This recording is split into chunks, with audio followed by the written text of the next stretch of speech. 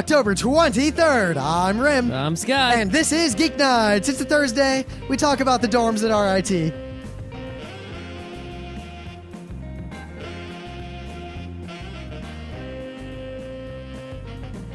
Let's do this. So we're playing Burning Wheel as we do when the Physigoths come. It's one of those burning weekends. And power goes out. We should have a convention called the Burning Weekend. Maybe I'll just a Burning call... Wheel only convention. Or maybe we'll have the Burning Wheel track at Kineticon. We'll call that the Burning Weekend. Possible. Probable. I think we're going to have to do it. Anyway, so we're playing Burning Wheel, and for various reasons, we started late as opposed to early. So, it's like 7 or 8 o'clock at night, and we're still kind of just barely getting into the game. People are just really getting into it, and then all the power goes out. And, whenever the power goes out... You don't really goes need out... power to play Burning Wheel. You just can't see the die rolls. You just need light. Well, you could have played some candlelight Burning Wheel. We tried that. We learned something. The one candle we had that Emily lent to us... You only had one candle. That was the problem. No, candles aren't really that useful. The amount of light they give is not enough to do anything. Well, you need a lot of candles. They only an actual physical candle only gives off one candle power. That's why you need a candelabra. Well, no, what you really need is a lantern. You see, maybe I grew up in Michigan. Well, a lantern but we had is like 10 candles. We had the kind of ready for a power outage kit. We had like 7 or 8 Coleman lanterns ready to go the second the power went out. Mm-hmm. But, we didn't have that at Alex's house, and he found his one LED flashlight, so we put it on the table, pointed at the ceiling. But, actually before that, the real thing is, whenever the power goes out, you always think, all right, it's going to come back on. Everyone just kind of waits. Like, everyone stops talking, and everyone just waits. Like, our lives have stopped. The power is going to come back on. Lives continue. And that would be something. Why, the lights in your house, like the light fixtures, right, run off electricity. Someone should make a chandelier, right, that has a battery in it, and sort of like a little UPS. I think that'd be cool. Not like every light in your house, but like just a few key lights. That way if the power goes out, those lights will be on. Sort of like the emergency lights in office buildings, but for a house, and it would look good. Like a chandelier looks good. I have a feeling there are numerous problems with that. The only problem I see is the battery, weighing down on the ceiling. Also, just having the battery, having to convert it, there's a lot of problems. But, you have that moment. The power goes out and you think, all right, it's going to come back on. And then there's that other moment when the power hasn't come back on yet. And you realize, okay, now I have to do something about this. So we go outside and we're like, well, I wonder if the power is out for everyone. Yep. And no, the power, at least at that point, was on for everyone but the building we were in, as far as we could tell. Really? Because I was going to say, I was not over there, so I didn't experience the power outage. But on my way to work this morning, there's the light on the corner of Verplank and 9D. Yep. Where the country club is.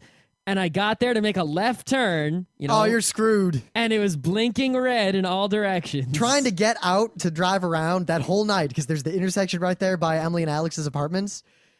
Nobody in the world knows to stop when the light isn't working. If people just driving through and nobody stopped on the blinking red. Usually, to assert my right of way, I literally flashed my lights, laid on the horn, and just pulled into the intersection and forced everyone to stop. I just waited until it was safe, and luckily it was in time for the train. But usually, my experience has been that people stop on the blinking red, but maybe it wasn't blinking red in the other direction, but it was blinking red in mine. Oh, no, the one by us wasn't even on. Oh. See, I figured out what happened. As far as I've always been able to tell, there are 2 relatively separate power grids in Beacon. Because you kind of see, like, there's one set of wires that comes over from Fishkill, but there's this other set of wires that comes over from, like, the other side through Beacon. And a lot of times I've seen, like, half of Beacon's power go out and the other half be up. Mm-hmm. It's kind of weird, but I guess the apartments and the geek house are on 2 separate circuits or 2 separate grids because the power doesn't seem to go out in both at the same time. There's a great website I wish I could remember, and the website was pretty much like, why does my neighbor have power and I don't? And it showed you like this little map of like a sample power grid and how they're laid out, and it said, if the breakage is here, right, this is the houses that will lose power. Isn't that crazy? That's why your neighbor has power and you don't, and it was really interesting. I thought Rod Serling answered that question much more aptly. Because you're in the Twilight Zone? You don't remember that episode? No. Oh, wow. Maybe that was too. Maybe that was too inside baseball. Maybe I've gotten beyond your Twilight Zone grasp. I remember a lot of Twilight Zones. I don't remember anyone with power going out. It was the one where there's a bunch of people. It's, during the Cold War, whatever, like a lot of Twilight Zones were. Most of them. Power goes out in everyone's houses, and it stays out. So people all walk out. They're like, towny folk, let's all have a talk. Let's hang out, be on the porches. And then they start getting, a little worried. Why is the power still out? What's going on? And then the power just turns on for one dude's house. And they start thinking, well, why is his power on? He must be a communist. And it ends with like everyone shooting each other and freaking out. That's how, yeah. No, I saw that coming. Then it pans back to the aliens, and they're like, humans are so easy to conquer. Check it out. All we got to do is turn off the lights, flick a couple on and off, flick a few switches, and they kill each other. And then they laugh, and it fades to black. Yeah. I guess I spoiled it. There was an Outer Limits that had something similar where at the end it pans to the aliens. Oh, The Outer Limits, the show that was largely the Twilight Zone, done slightly worse. I'm trying to remember which one it was. Oh, whatever. Did you ever watch the remake of The Outer Limits? I didn't know there was a remake. Oh, it was on in the late 90s, I think. Oh, God. It actually wasn't that bad. Oh, God. All right. What do you want? It wasn't that bad. All right. All right, so what do you got in the news? All right, so, things are not so good in the economics ways, but tech people were thinking, it's not going to hurt tech people, right? Tech is being okay. Internet's still good, right? And for some reasons, they were right. Remember back in the 90s, right? The big problem was that all those web 1.0 companies from the .com era, they were spending bajillions of dollars buying big fancy offices, hiring tons of people. Not even just that. I mean, there was this office culture then where if you were one of those companies, it was kind of expected that you had multiple air hockey tables and foosball tables and everyone had $1,000 chairs. Expense, though, no, the major expense was hiring people at $80,000 a year because they knew HTML. And private jets and, people were just going nuts. And that's the reason that there was a huge crash is because people just spent money like, there was no tomorrow. Actually, no. The reason there was a crash is because the bubble happened. All that stuff was not what caused the crash. That was the result of the bubble. Right. That extra money was there. Spending that money or not spending that money, the crash would have happened the same. Well, no, but the thing is, if they hadn't, let's say you had a .com company, right? And let's say you had spent your money reasonably instead of ludicrously. You're going to have to assume, this begs the question, that your company has something worthwhile to sell, and most of them did not. But in the crash, when it came, you would have maybe been able to survive, as some companies did. For example, Amazon. And the companies that had a product. Right. Well, you'd have to have a product anyway, but. Most of those companies didn't have products. There were some companies. Because think about it, if you didn't buy a private jet, you could afford to pay people for a few more months. You would have gone out of business later. But anyway. So you spend a few more months making HTML for people. Because people nowadays are not IPOing really at all, and because they're spending money reasonably, the Web 2.0 companies, because the Web 2.0 companies spend their money reasonably and not unreasonably, they're having hard times, but they're not dead. Right? So we're seeing Google cut back. They're not buying as many servers. They're not laying anyone off, but they're not buying servers like they used to, right? And some of the Web 2.0 companies are just laying off a few people. Now, this, it's only really news for me because it's sort of like, I want to work at a cool company. Oh, shit, all the cool companies are laying people off and not hiring. Oh, well, I'll just, stick with what I got until things get better. But there's one particular story of layoffs that is pretty cold, and I think I got to bring it out here. So at Revision 3, which is, I guess it's owned or closely related to Dig, and they make all those video shows and whatnot, right? There was a show called, I think, Pop Siren, right? I've heard that word. I don't know what it is. Yeah, I think it was some sort of... it was a show with someone named Sarah Lane, right? And I never knew who Sarah Lane was. I never watched that show.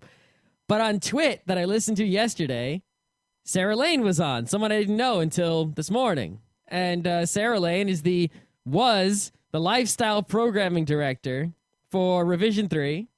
And she was on Twit for the first time yesterday. And she was talking about how she was going to co-host like Dig Reel, something, and whatever.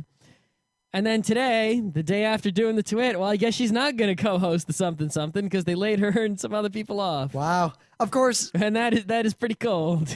Laying off that sort of talent usually means that you really didn't have much of a viable business anyway, and you're basically just riding that wave. Yeah, they are. They laid off some pretty big talent here. I think they laid off like Martin Sargent and some other semi-famous people, and they canceled 3 or 4 of their shows, and It's they're basically only keeping the the top stuff and cutting back everything else. Well, I can safely say that there will be no layoffs here at Geeknights or the Front Row Crew just yet. The funniest Though thing, Scott Johnson might have to give him a pay cut. yeah, the funniest thing is they'll be like, you read these stories and it's like such and such company lays off 10%. You're like, oh my god, 10%. Yeah, that's like 1.8 people. Yeah, it's like 3 people. Okay, yeah, because they're actually small companies. Not like the .com companies, which were too big for their own whatnot. So. I just think it's pretty interesting, because it's like when a small company lays off these people, it's like everyone at the company is someone with a name that you would know if you paid attention to what the company does. And it's, it's like everyone at the company is a face of the company. And it's pretty interesting when you see layoffs of that nature as opposed to the faceless, Yahoo lays off 500. Well, it's like, I don't know who any of those people are. Of course, what's really going to be interesting is seeing if this continues. I mean, at least New York hasn't been as affected by this as a lot of other places in the country, just because there's a lot of, other than the banks themselves, like the people who are actually going out of business around here, things are still pretty good. And I haven't seen Craigslist change too much, other than, I guess, all the Lehman Brothers people looking for work. What I do think is going to happen, at least in the tech industry, right, is there a lot of, because these companies can't afford it, right, like Yahoo laid off 500 people, not all those people are going to be wicked talented, but some of them are. And all the companies that couldn't get talent, like they were having a hard time finding people, are now going to scoop all these people up. And all the companies that were having hard times lose everyone, and then all the people without talent are going to be jobless. Or I can at least get say crappy jobs in IT that is very, very much the case, at least around here, because we may or may not be looking to hire someone, and I've interviewed a bunch of people and you're going through resumes and all that. There are not that many qualified people out there, even now. Even with all these stories of layoffs, I do not see resumes that look good. Yeah, but all the all the talented people are going to get scooped up really quick. So it's good news for companies that didn't lose all their money and have to lay people off, because they're going to be able to hire awesome people and become more awesome. It's also good news in a time of bad for economies. awesome people who are looking for change. It is also good news for any of you who are still in college, because as you may recall, me and Scott and everyone in the Front Row Crew, we were in college and high school pretty much through the .com boom and the bust, and avoided all the bad effects of it.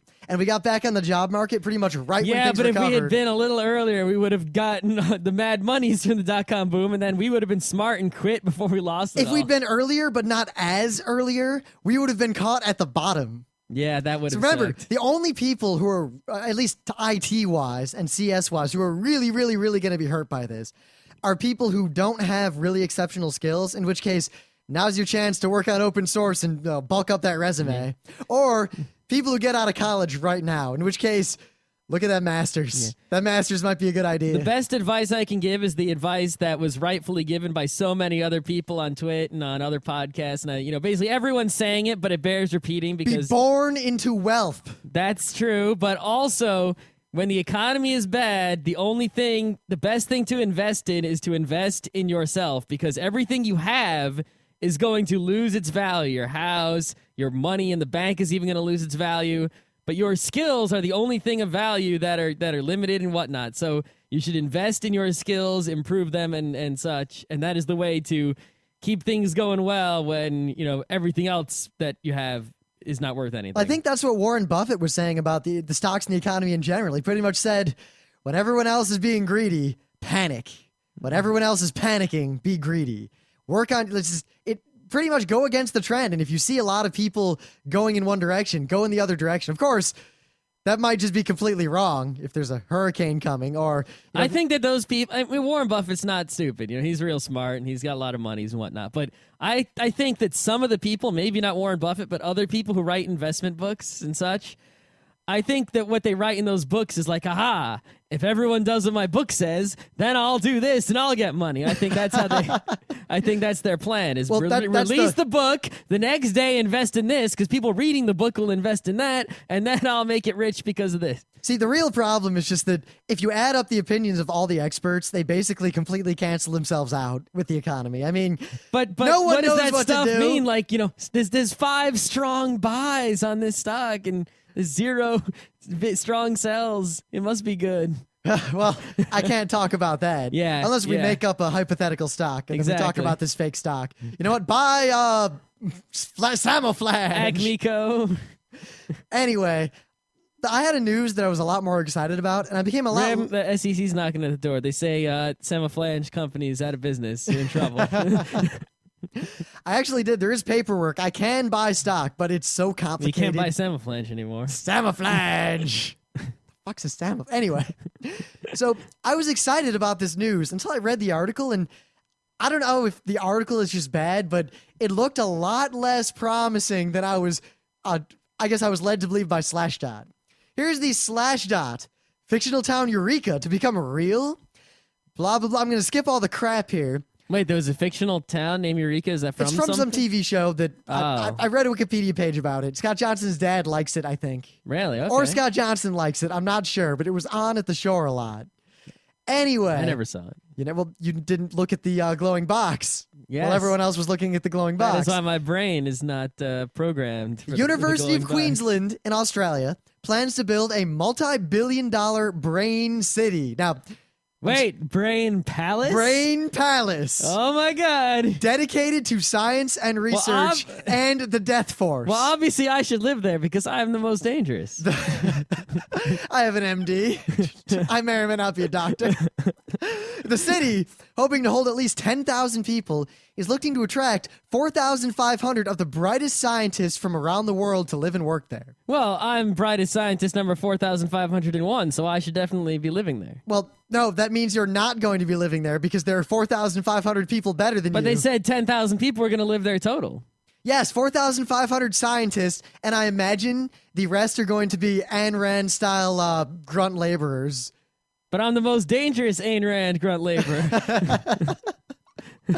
I don't think you I have a gun that is both a machine gun and a hook shot. Scott, I have a feeling that you're not going to be shrugging. You're going to be shrugged upon if you move there.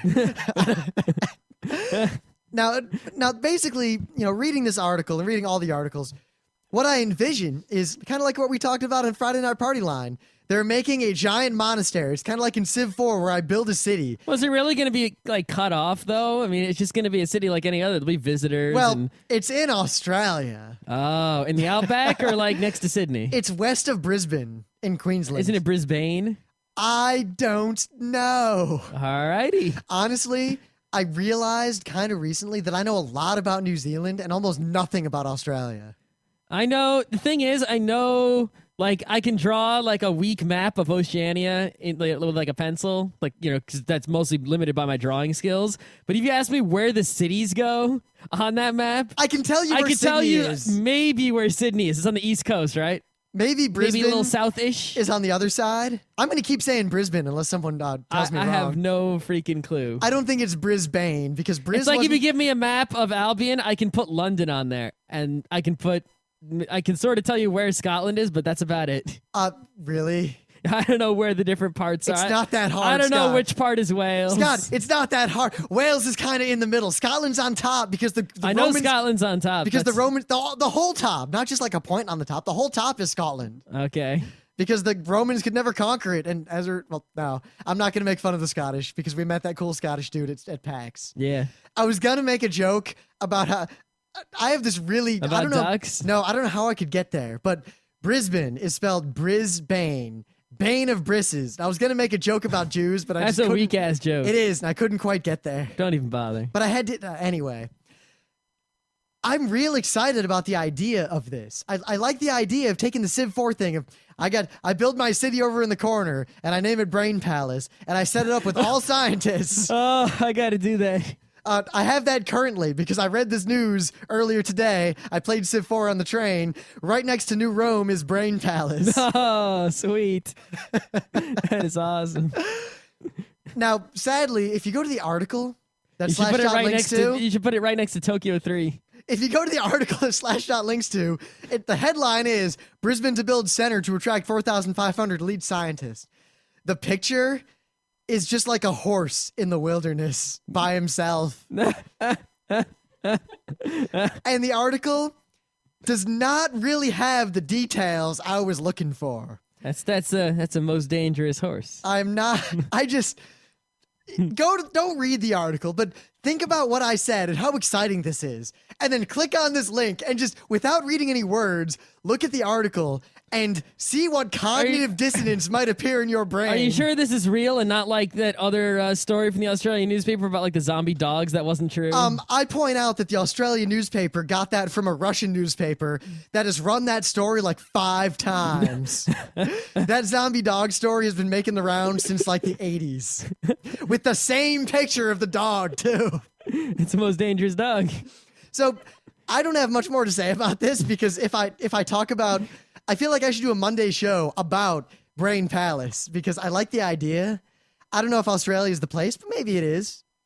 I'll tell you what, Brisbane, if you want me there, I'll come. If you'll let me live there for free and pursue my sciences. On the condition that you get better internets. I imagine if they're building a town with 4,500 elite scientists, there's going to be a better internet. Most dangerous internet? I'm done with the most dangerous, I promise. So am I.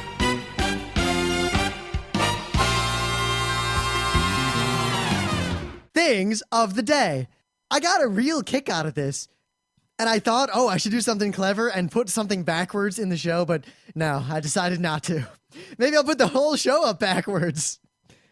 We could probably just run a filter, reverse the whole show, and put it up, 2 separate episodes that are the same thing, but one's backwards. Well, I could put it in the experimental feed, but I don't know. If anyone would listen to it, maybe I'd give you a free t-shirt. Then we just do some sort of Beatles kind of thing where you say something backwards and then...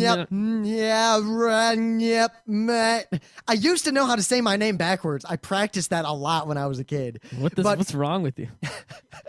This is before the internet. Remember the show we just did about before you had internet? You would do things on a computer that were inconceivable today. I got some audio software, so I'd record stuff and I'd play it backwards, and then I'd memorize saying it backwards, and then I'd say it backwards, record it, flip that, and listen to it played right from the backwards play.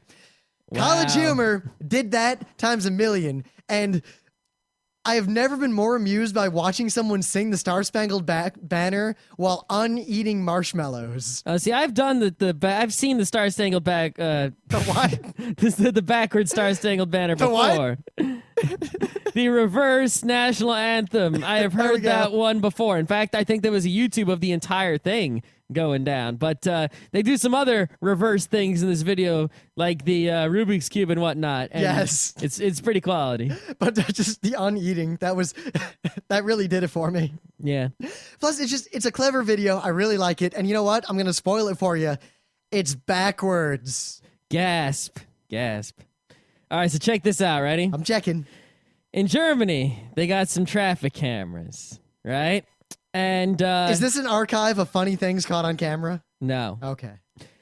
And there's a guy. He's been repeatedly caught speeding on roads in Bavaria, right? Repeatedly. He's driving some Audi, and he is driving fast, right? And he should probably get a ticket. And we always complain about cameras, giving people tickets and whatnot, and how it's sort of for revenue. And yeah, but I'll just real quick before anyone gets on our cases. I have no problem with speed cameras. I have a problem with artificially deflated speed limits. Yes. Right.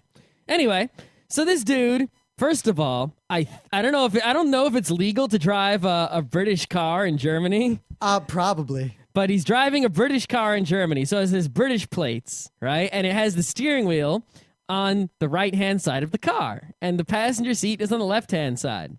All right. The German speed cameras only get your face if you're on the left side of the car. Oh. So that's the first thing here is you have a guy who's speeding and getting away with it because they can't go after him unless they see who's driving, even though they have the plates and they can look that shit up. Brilliant. If they don't know who's driving, it could have been someone else driving, and they can't give him the ticket. They got to figure, so they can't, actually mail him anything. So there you go. That's the beginning part. Wait a minute. Does this involve the police doing something clever to get the dude? No, it involves the dude doing something even more clever. Dummy, picture of the prime minister. He basically... I would have put a picture of the prime minister in the passenger seat. It looks like he has a replica or perhaps an original of what looks to be Animal, the Muppet. And he puts Animal in the passenger seat, which would be the driver's seat in a German car or a U.S. car. So all you see is this picture of this Audi with British plates and an animal is driving. I guess he drives real fast because he's an animal. I would have gone one step further and put a fake steering wheel in and everything. Yeah, it looks like he just sort of when he knows. It seems like he knows where the camera is because they see multiple pictures, so he must know that this is what's going on. Well, it's kind of like when I was a kid. I go to Cedar Point, and every time there's a roller coaster, there's always the down at the bottom. You can see the picture of you and your friends screaming or getting whatever, and they always put it at some spot along the way. When I was real young, my dad just took me aside and he said, "All right, son, I want you to memorize where all the cameras are." And I said, "Why, Dad?" And he said, "Watch and learn." And that was when he brought out the laminated newspaper. See, I usually don't like to read the article, when we do a news or thing today, but I got to read at least this little bit. Ready? All right. Now police have released one of the photographs in the hope someone recognized the furry speed demon. A German police source said, "The number plate is not enough. We need a clear evidence of who is driving the vehicle, too. But because this is a British vehicle, we can never get a decent picture. The driver has obviously worked this out because he has placed a large puppet in the passenger seat. This may be an example of the famous British sense of humor, but it is still dangerous driving." This guy gets props. We suspect he positions the toy deliberately before accelerating past the camera. Thank you, Rick Romero. So, today was a breath of fresh air, the likes of which I've not had in a very long time. You see, I was able to SSH to my computer by not typing an IP address that I have to guess, but by typing Tochiro.house. Oh my gosh. We have a freaking DNS server again. Thank the gods. Oh, it's so... Because the other one died, and then my parents, I bought them a laptop, so I took their old desktop, but it was eating hard drives, but I got a hard drive that works in it, and it's booted up, and it seems to be good, and we have DNS. It's glorious. I can print without having to figure out the IP address of the Mac every single time I want to print something. Worse than that, I'd always forget the whatever command it was to print because we have the printer set up in a way that I don't use anywhere outside of this house. I've got it now, so you can set it up real easy. Oh, good, because I would always set it up, and then a month later, I'd have to print something, but the IP address had changed, and I would always forget what I did, and I couldn't print, and then I'd just give up. I'd go down to the Mac and print from there. Yeah, see, most people don't realize this, right? Most people, you have a home network, and your computers get IP addresses from the router, right? If you have more than one. And so every computer has some IP address. They're all different, and you might have a different one today and a different one tomorrow, but you don't care, right? Any networking stuff you do within the house, you might do some Windows file sharing. You might do some iTunes music sharing, but that stuff doesn't require that you actually know the IP of the other computer on the network because it just sort of uses broadcast and bonjour and things like that allow computers to just discover any other computer on the network regardless of IP address. But if you want to do something like, have a real file server or share a printer or, without Samba, or something like that, you need to know, or SSH, or play some games. You got to know the IP address of the other machines on your local network. Now, the thing is, I realize that a lot of people don't bother with this sort of thing. And most people don't have to bother with this sort of thing. But I remember that thread where, people are saying, "What do you name your computers?" And more than one person said, "Why would I name my computer something? It's Kate's computer. It's Adam's laptop. That's it. That's all we do." Well, what if I'm using, what if there's 10 computers in my house and I want to connect from the computer I'm using to Scott's computer? I don't want to have to go and do an Nmap, figure out that Scott's computer, which has an IP address of 101 at this moment in time, and then ping 192.168.1.101. I want to just say, connect to Scott's computer and type in Scott's computer and have it connect. And that is what having a DNS server in your house allows you to do. But when we first moved into this house, we had a little trouble from the start because this house was lived in by nuns before us. Nuns. And their nunnery made DNS not work. Well, no, what their nunnery did was the house was set up for people who are not geeks like us, as in they must have watched TV and just, the landlord probably too, because normal people would live here. So cable comes into the side of the house and then it splits into the two apartments. And then in our house, it splits into 4 jacks all over the place. And when we had the cable guy first come out, he was doing tone tests. And he basically told us that the wiring inside of our house, the coax cables, are barely wires. Wow. Like the amount of signal loss was staggering, is what he said. So we had a little bit of trouble getting internet even when we first moved in. And then I remember later we even had a problem where the wire outside the house stopped working, and they had to they replaced the entire local loop outside from the pole outside all the way to our house to the switch box. And then it still didn't work, and eventually the answer was our cable modem was broken. Well, the answer was our cable modem was weak. Our cable was also weak. Between the two, disaster. Our cable is still weak. The cable modem now is strong. Yes. Everything is okay now.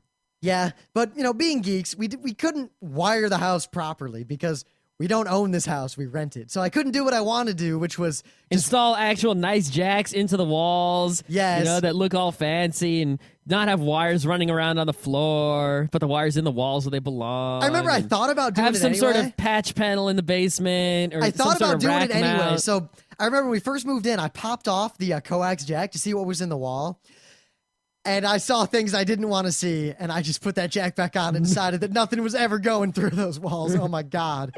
I wouldn't have even been able to get a snake through there. Well, not even like... Well, I guess I could have put a garter snake in the wall. Oh, what if you and then tied some sealed Cat it 5 to in? its tail, and it would have made its way where it's got to go. Yeah, so now I'm going to have Cat 5 outside. Hey, from outside to inside, that's pretty good. Or maybe into the apartment downstairs. Oh, that's good too. Maybe into the bathroom, through the toilet, down into the sewer. It's hard to maybe if say. we attach some Cat 5 to some migratory birds, we could, it'd be real cheap to get some connections down to Florida, perhaps Australia, where they have slow internets. So we, basically what we did I'm sorry, migratory. is we got, I believe it's migratory. No, using coconut. Okay. So, I like how I didn't even make a relevant Monty Python quote. I did what every high school kid does was someone says something that could be a Monty Python joke. They make an unrelated Monty Python quote simply to note that they could have made a Monty Python quote. Anyway. Me. Also, lame people in college continue to do that. That's how you tell lame people in college.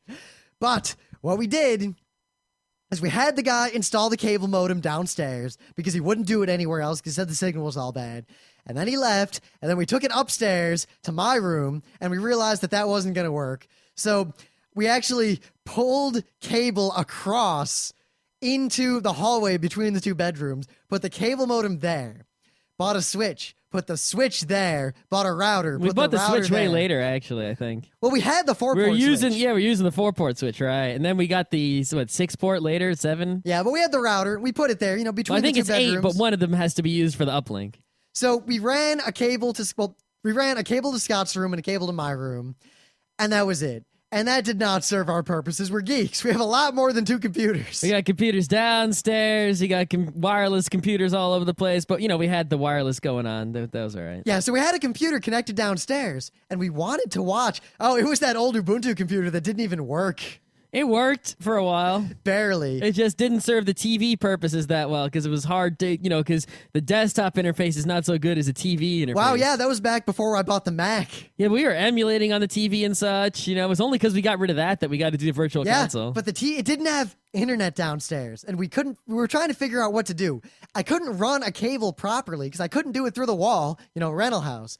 So we thought we could buy a wireless card for downstairs. Wireless cards were way more money than we were willing to spend back then. Oh, yeah. And also not fast enough for streaming real-time, movies and such. Also, PCI wireless cards, they're not really, they're not that compatible even with, Windows computers. They're not trustworthy. I don't like them at all. Yeah, and we thought about buying like a wireless bridge, and those are even more expensive. Oh, screw that shit. And then I realized kind of randomly that there's a hole in the edge of like the stairway that can go down into the storage closet downstairs. So basically, by hook or crook, I ran a network cable. It goes across the floor at only 2 points. So we have this network cable like taped to the floor across the hallway between the bedrooms. And then it goes under the carpet all the way across to this hole where it goes into a closet. I have a service loop in there. Then it goes across the hallway downstairs, again tape. And then I run it like behind and under the carpet again to the TV. So funnily enough, we never trip over that one. We only trip over the one in my room. Yeah, well, because the one in your room is not Which taped is down. the closest to the cable modem. Yeah, but really, being geeks, this wasn't enough because the router kind of sucked. So we had that 4-port switch, but that also wasn't enough. So we bought an 8-port switch. We plugged it. Basically, our network infrastructure is thus. Cable modem goes to router. It's a Linksys router, with the wireless and whatnot. Yep, router has one cable in it, which goes to 8-port switch. 2 ports go to Scott's room. 3 ports go to my room. Three go to your room. What are you doing? IP phone. All of these are in use, and in fact, it's a problem because I have a 4th computer in my room and nowhere to plug it in. It's using the wireless. Wireless is fine. Yeah, I don't it's actually fine. use my laptop on a wire in my room. I just use the. I do because I do a lot of large file transfers. Yeah, I guess. Yeah. And then we have one cable going downstairs, but then terminated on that cable is the old 4-port switch because the Roku and the computer are plugged into that. Yeah, the Wii uses the wireless, but the Wii could use the wired if I wanted it to. The only reason I haven't hooked it up to the wired is that We need to buy that adapter. No. The Wii internet sucks, and I don't need to lower the latency because this has no use at all. Other than downloading Virtual Console games faster. And I'm never in a hurry, so it doesn't matter. Yeah, it's kind of stupid. Yeah, but, basically the trick to having a geek house is to not use any of the functionality of your Linksys router. Well, I mean, the thing is, the Linksys router, what it does is enough for most people, right? But the problem with it is that it's not 100% flexible, right? For example, if, a Linksys router is really just a Linux computer that has a wireless, antenna in it and, a bunch of network cards. It's really all it is a really, weak computer that has these connections on it. And you could do everything it does with an actual computer and it would be faster and you could have a lot more flexibility, but you have to have a whole computer as opposed to a tiny little cheap box. And some of the things that the router does are, actually what it does is fine for most people. For super, super nerds, even more nerdier than us, nothing it does is good enough, and you can't even use it. Sadly, even the Switch we have is not really... I mean, one, it's not Gig E, which isn't a big deal for the internet because I don't need my Gig E going to my cable modem. But file transfers in the house could be faster because every modern computer has Gig E. In fact, my computer has 2 just on the motherboard. Yeah. Most computers do. Most motherboards do. So what we do in the house is we don't take all the abilities, we don't all take all the work away from the router. We let the router still do the NAT, right? The network address translation, because that's sort of a pain. And the router does it nicely and it just works, so it can keep going. We let it do the wireless.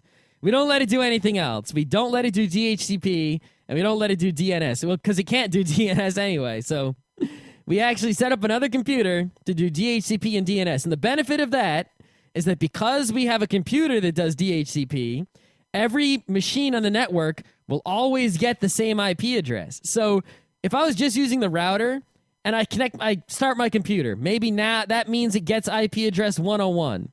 But then I restart it. Now it's got IP address 110. Oh, the router just picks stuff at random in whatever range you set.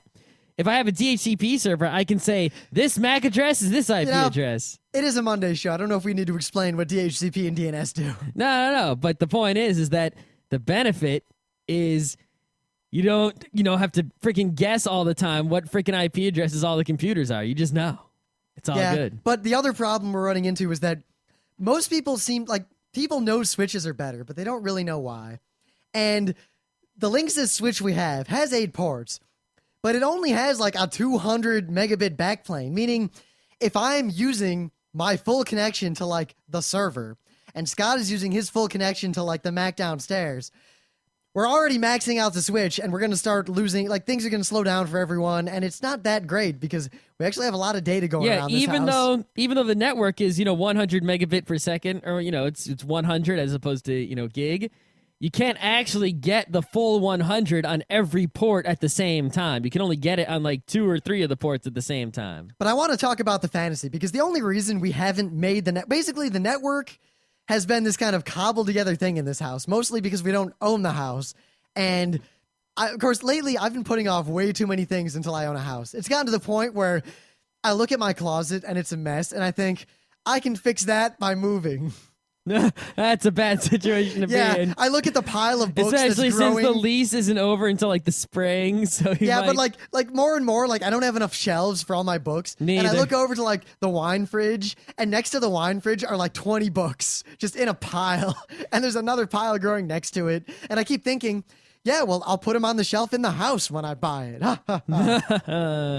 But we've both been doing that about the network. I mean, ideally, I want a real router. Yeah, not some little Linksys guy, like a real 1U rack-mounted router with an expensive interface card. And I in want, it. because my idea is that I want to actually set up proper networking, as in, I want to have the kind of external facing network. Because the plan is I want to put a computer there and use one of those dynamic DNS things to let our cable modem have a static name outside. Yeah, actually have a DMZ. I mean, the router we have can do DMZ, but not really. It's pretty weak. The main goal is actually that- have a DMZ. Maybe we can run some NS servers or whatnot. And... Yeah, well, I want to do that, and I also just want to have this external facing server for anytime I just need to like give someone a big file. I can say, yeah, FTP to here. Just throw up a dumb Also, account on there. maybe we should pay the extra money to get a static IP from the ISP.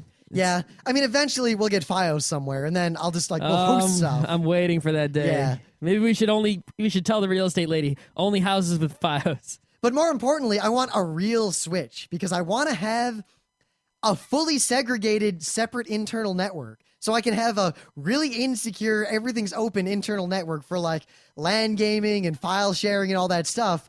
But yet I want to have this kind of protected zone that, like, say, people who come over and have their wireless laptop, they can get on the internet, but they can't access any of our internal network and bring their Windows worms with them. No, that's true. That's true. And all that sort of stuff. And I want to have kind of the file transfer gigabit separate VLAN so that all the internal stuff has its own network mostly, so I can have the full speed there, completely independent of the outside speed and the outside network. And Yeah, that way when we're doing like, watch a video on this computer, but the video's on the other computer, it actually, you don't have to worry about it slow. I mean, right now it's actually pretty fast, but that's because no one else is doing anything at the same time. yeah, I also really want to set up VPN access to our network from the outside in a legitimate and non-hackish, non-shady website way. Yeah, that would be actually like the biggest thing that would, actually I would use all the time would be, get to my home computer no matter where I am and without having to do some sort of shady crap that's untrustworthy.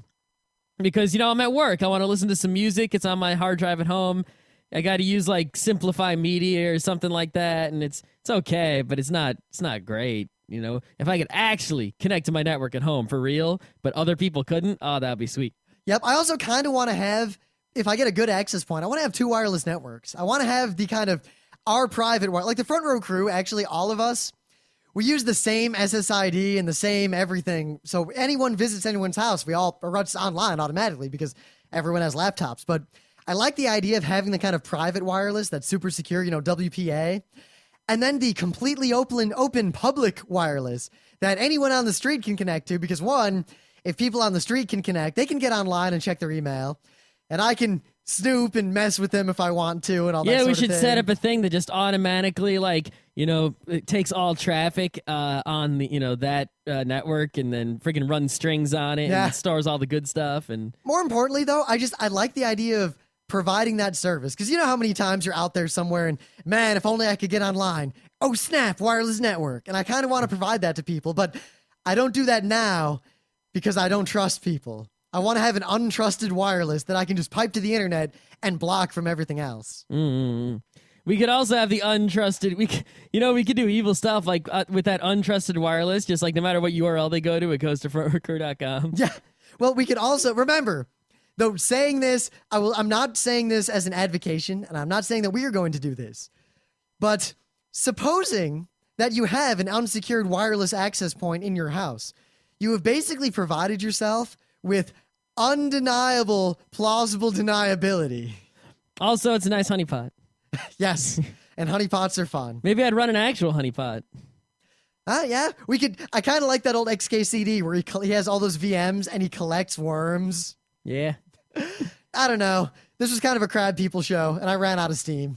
Yeah, I don't think there's much more to say, but mostly because someone today was like, why do you need DNS in your house? The two reasons are, as we said, now we can actually connect to computers in our house by typing in the name, and because, most people just use their ISP's DNS server, which is pretty fast, It's a tiny bit faster if your local DNS, you have a local DNS cache. Well, it's also a lot better because our local DNS server, I got to set it up more. I mean, Scott did the basic setup, but when we set it up originally, what I did is I used the 3 DNS servers that I know our ISP has. I also added my favorite secret DNS server from our IT that I still use to this day when I need a quick DNS, and a couple other DNS servers that I trust out on the internet. I think there's only 2 or 3 in there now. Yeah, we used to have a whole bunch. And it basically provides, because a lot of times people have a problem where their ISP will be fine, but the ISP's DNS stopped working. Mm-hmm. Very true, very true. Yeah, I also have to set up the NTP, which I actually know a lot about now, and I'm going to set up like the most... I can basically give us the same NTP... All I want to be able to do is have my computer get the correct time. That's I can all do that. I want. I can do that. It shall be done. Without having to ask like Microsoft or the government for it. Yes, well, we're going to ask the government. Well, yeah, but I mean, I don't want my desktop to ask the government. I just want the server to ask the government and every other computer to ask the server. There are 2 ways to go about this. I can either ask the government, and it's not illegal to. In fact, they encourage people to. But at the same time, it is taking advantage of a public boon when I don't have to take advantage of it. I can give us fucking accurate time and redistribute it inside our own internal network. Or we can just use the NTP pool, which is fine. Is okay. It's good enough. We'll get an order of magnitude better time. But an order of magnitude better. So instead of being accurate to the 1,000th of a second, we'll be accurate to the 1,000,000th of a second. Well, no, we won't. We'll be accurate. Well, remember, there's the accuracy and the precision. We'll have a precision that is pretty good, 20 to 40 milliseconds. But we'll have an accuracy to within like 1,000, 10,000th of a second, most likely. And whatever, we're done.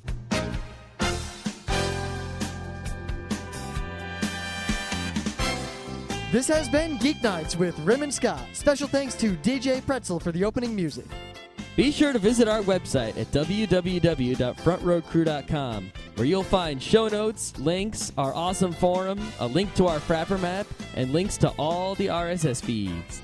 We say feeds plural because Geeknights airs 4 nights a week, covering 4 different brands of geekery. Mondays are science and technology. Tuesdays, we have video games, board games, and RPGs. Wednesdays are anime, manga, comic nights. And Thursdays are the catch-alls for various rants and tomfoolery. You can send us feedback by email to geeknights@frontrowcrew.com. Or you can send audio feedback via Audio. Just click the link that says Send Me an Audio on the right side of our website. If you like what you hear, you can catch the last 100 episodes in iTunes or in your favorite podcatcher. For the complete archives, visit the website, which has everything. Geeknights is distributed under a Creative Commons Attribution Non-Commercial Share-alike 2.5 license. This means you can do whatever you want with it as long as you give us credit, don't make money, and share it in kind. Geeknights is recorded live with no studio and no audience. But unlike those other late shows, it's actually recorded at night.